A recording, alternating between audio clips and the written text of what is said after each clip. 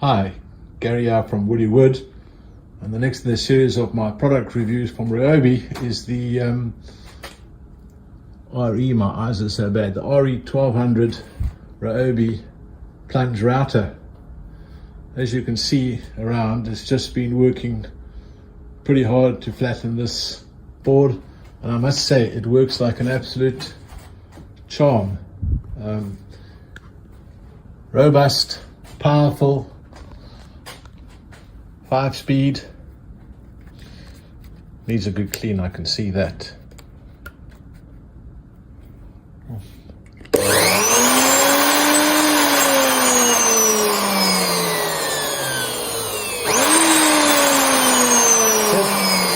Correction, 7 speed, deals with the job at hand very simply, adjustable, fairly precise, and does a wonderful job. Yes, I do need to get a dust collection system, but if you look at the results from it, the board, and I'll show you in a moment, is perfectly flat. Well, I wouldn't say perfectly flat, but certainly flat. For the heavy routing work, this certainly works exceptionally well. So let's just take the router off there. Definitely recommended buy. Let's see if it flattened the board to the level. And we know how we do this. We see if it rocks. No rock.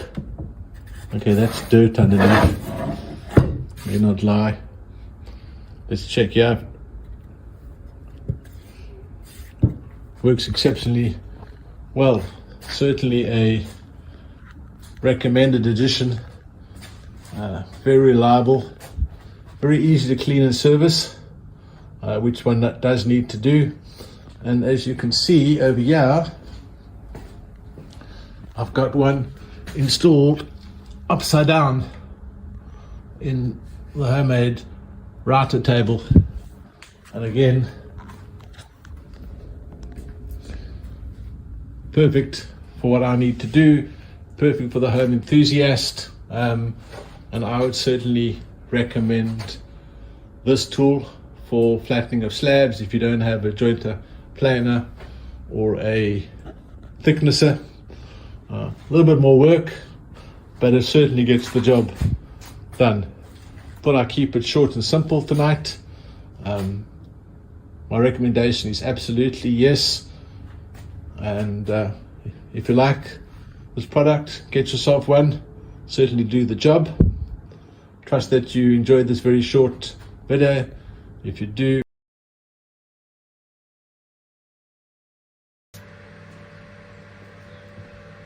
on top here I've put the collet nut, the collet itself, and the collet spring. So let's make sure we put this in that it doesn't pop out. The first and most important thing is ensuring that the shaft on the router bit actually matches the size of the collet ring. This is a 6.5mm one. There's also an 8mm one for this. If you put too big a collet in for the shaft size, it's obviously going to wobble and not turn out or turn fast. So you need to make sure you got the right one, otherwise this will come out and that could be rather disastrous.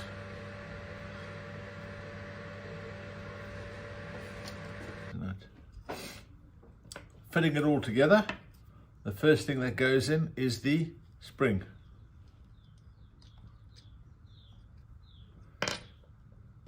The collet sits on top of the spring. Get my hands out the way, like that. And then the nut goes over all of that.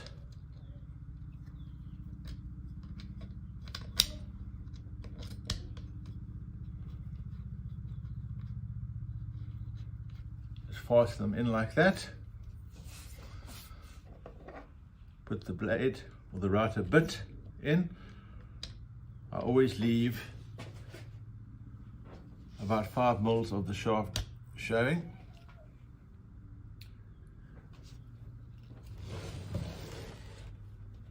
This button, when pressed in, locks everything in place, so you can tighten up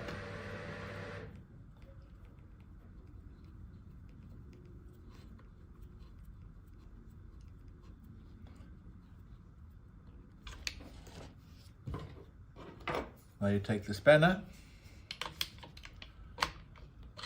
make sure that that locks in properly.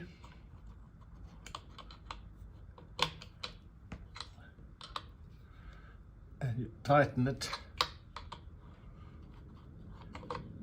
I tend to over tighten mine.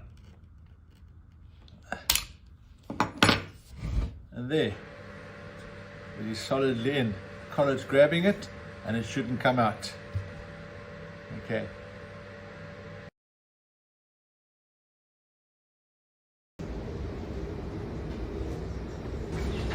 Hi, Gary here. Woody Wood, backyard do it yourself having fun. Welcome to a storm ravaged Cape Town. I've been asked a lot of times about how do you set up the Ryobi RE1200A Plunge Router, and so this video will cover what comes in the box, what all the little pieces mean and do, how we set them up, and then how we use them, and lastly what about the speed settings that were used for different types of wood. Now quickly to show you how you put the collet spring in and the collet nut on. The depth set pole is not marked very clearly. Put a dash of white paint on there to help you see the alignment. This section shows you the difficult or wrong way to do it. Just out of interest, the next section shows you the quick and correct way.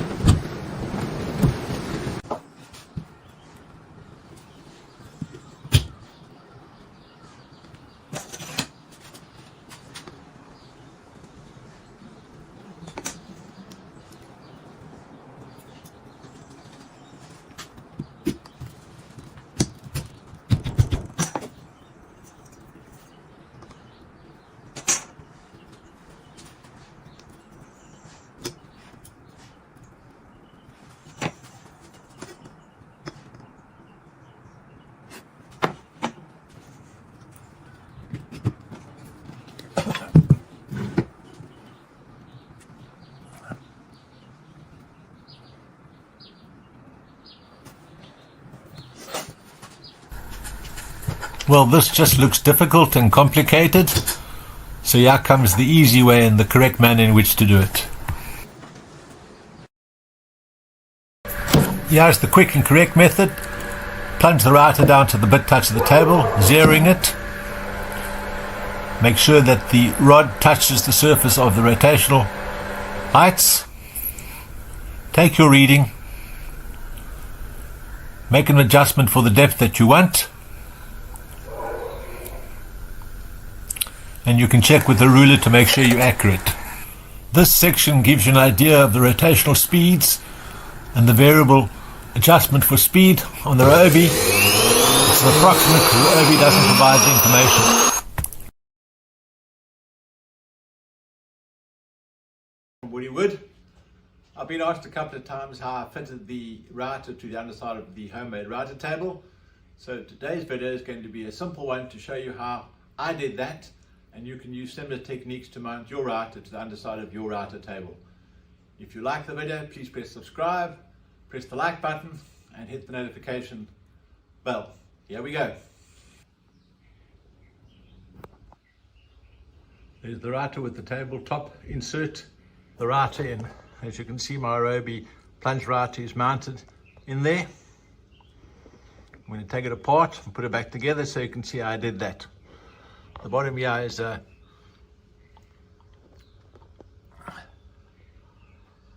adjustment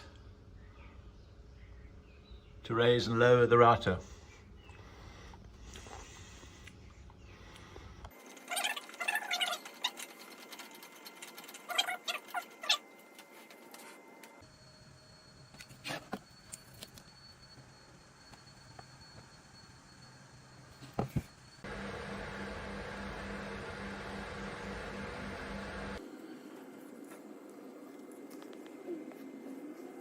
MDF here, which we're going to use to make the holder for the router. So what we do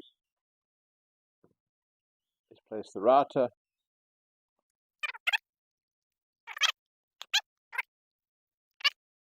template must be precise. Handles can be big enough just to accommodate. I did the cutouts off camera. Router insert was precise. Now I need to clean up the holes for the handles.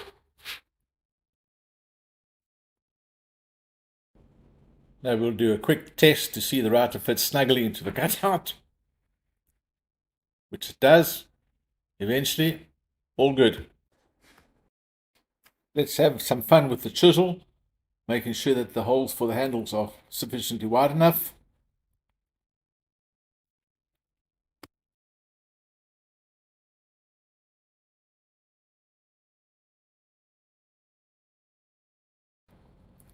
There, cutout all done. Holes for handles are big enough, and the router insert is precise. Ready for the next step. Always measure twice, cut once. Let's double check everything works properly.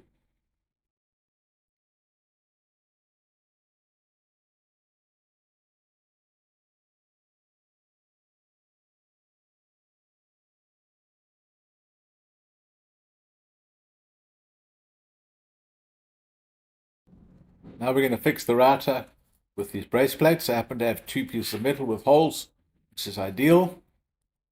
So let's get round to positioning these on the router table insert. Now we fix those in, and then we are ready to test it on the router table. Now we slide it in, like that. We'll use clamps to fasten it initially, while we put the router table insert in, so we align the router bit with the center of the insert. All screwed in with 6 screws. You can still see the clamp holding it up, and we've checked to see that the alignment of the insert is with the router, so it centers. Push the router base plate down so it's level with the insert.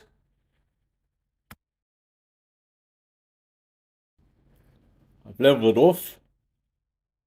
Now I set the close button on the plunger so it stays in position. Check to see it's all level. Put my little inserts in next.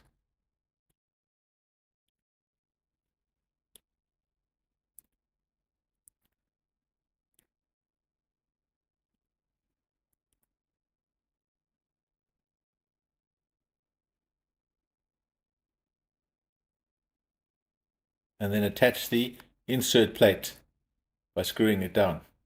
The center piece seemed to play around with me for a bit. Didn't want to go in. But there was only going to be one winner.